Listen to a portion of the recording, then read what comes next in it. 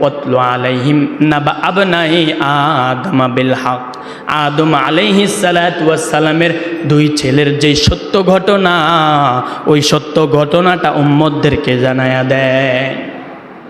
কি ঘটনা নবী গো?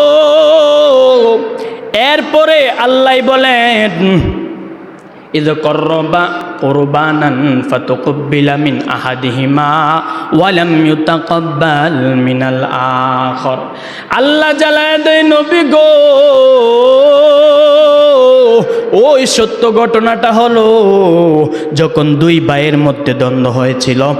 আদম নবী যখন বলছিল কুরবানি দেওয়ার জন্য, আল্লাহর হুকুমে দুই ছেলে যখন কুরবানি দিল, খোলা ময়দানের মধ্যে কাবিল করত কৃষিকাজ।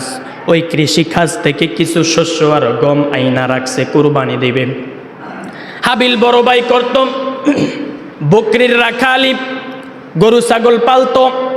তো তখন হাবিল তার গোয়াল থেকে একটা দুম্বা অথবা বকরি আইনা ওই খোলা মাঠের মধ্যে রাইখা দিল, আর ওই জায়গা থেকে চলে আসলো। তারা তো জানতো হঠাৎ করে একটা আগুন এসে যার কুরবানিটাকে কবুল করবে সেটাকে জ্বালায়া দিবে।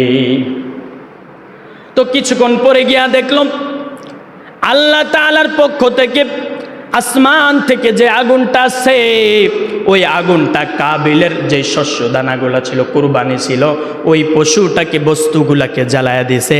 আর হাবিলের যেই পশুটা তাকে জ্বালায় নাই, অক্ষত অবস্থায় রয়েছে। এইবার হাবিলের ভিতর আবারও শয়তান চলে আসলো। শয়তান ডাক দেয়া বলে, হাবিল না না, এটা হতে পারে না। দেখেন শয়তান মানুষকে কিভাবে ধোঁকা দেয়। শয়তান বলে, হাবিল রে,